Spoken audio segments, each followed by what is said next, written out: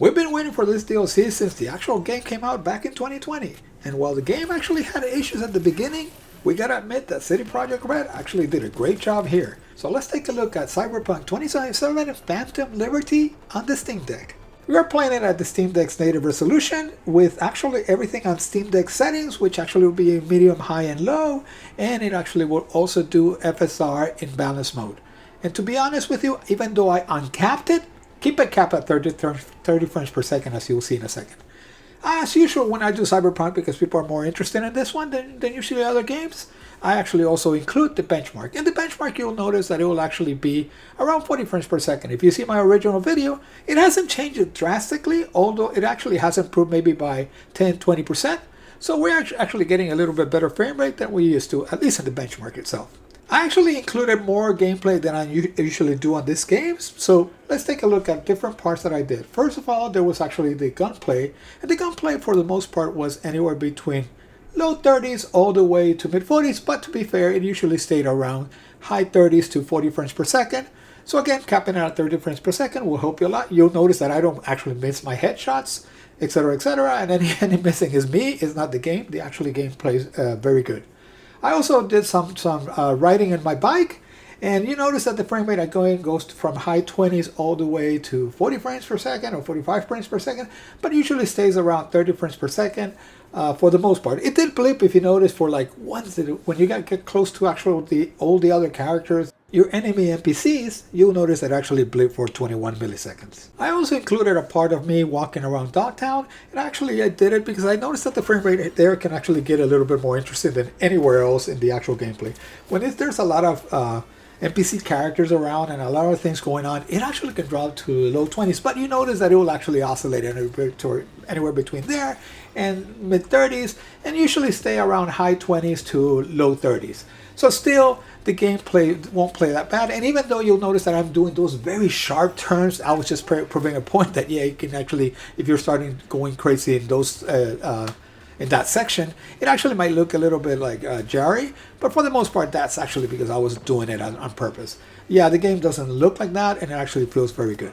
As for the cutscenes, well, the cutscenes, depending on what is going on, it can go anywhere between high 20s all the way to 50s, but usually staying around 40 frames per second. For example, I include the part where Johnny is talking to V, and they're actually watching a basketball game. That actually you'll notice that it can actually drop to mid 20s all the way to mid 30s. But when the action actually focuses only on those particular main characters, like for example when V is talking to Solomon Reach, which is voiced by Idris Elba, then it usually stays around high 30s to mid 40s. And that voice acting is top notch. Irrelevant if we're talking about Keanu Reeves or Idris Elba, which you expect. Also, Mi-Jing Chang and Kay Bass, which are actually playing Songbird and President Rosalind, they actually play very good. And obviously, Rami Lay and Gavin Dara, which actually play V, are actually just what we actually know that they actually can be very good there. So, top notch. Good job, guys. And the frame rate never actually got terrible, except for like literally half a second in like 8 hours of gameplay that I did for this video, that it actually dropped into the mid-teens to high teens. But it was just a blip, and just there. So how playable is it on the Steam Deck? Well, if you're not in that Chimera actual mission that I actually hated so much, I think it took me an hour to figure out that I was doing it wrong, and then actually I was able to kill it within 5 minutes. But no, they're just kidding. The actual gameplay is just awesome on the Steam Deck. Maybe I'm just getting too old, and maybe playing competitive Call of Duty is not what I want to do anymore. And actually 30 frames per second on the Steam Deck is great. Like I said, this is not a 4K 60 frames per second environment, and it just plays good on a 7-inch screen. It looks good, and it is actually ridiculously enjoyable to play it on the Steam Deck. But anyway, I'll let you watch the rest of the video, and I'll see you in the next one.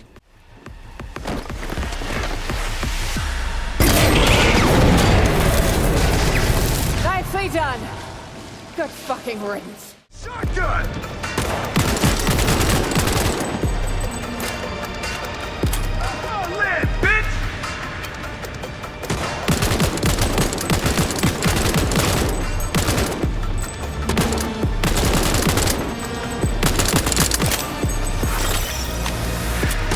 Got something nice and big for you!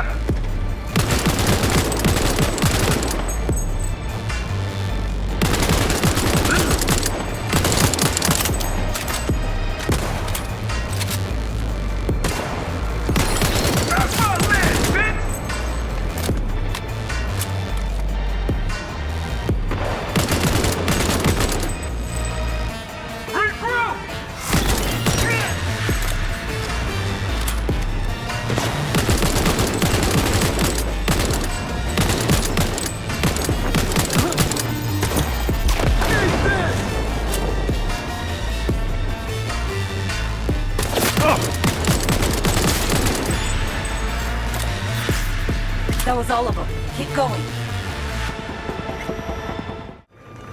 The moment you stop shitting carrots and they wave the value stick, fucking run, rabbit. Run.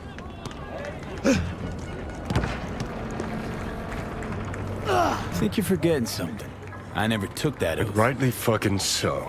It's bad enough we're on their payroll. I'll keep one foot out of the door, okay? Gonna hold you to that. Don't turn around. Eyes on the court.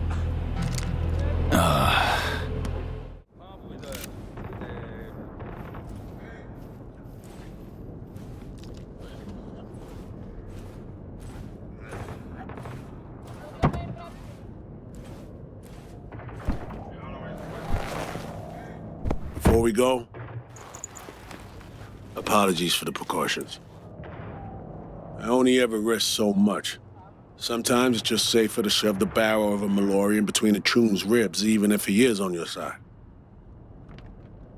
It's nothing personal. No hard feelings, I hope. No hard feelings. It's all good. Had to make sure I'd have done the same. Is that so? You're not in the biz, V. Our biz.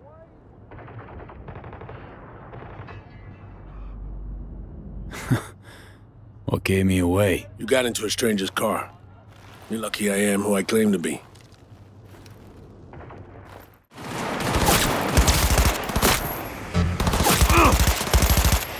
Stubborn fucking prick!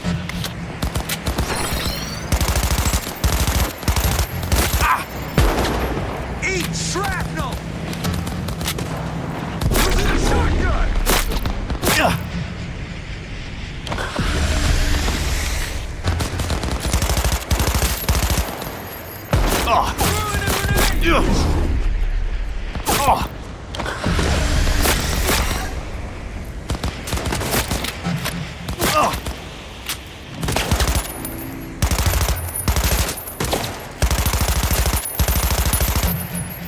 Protect the wounded, for fuck's...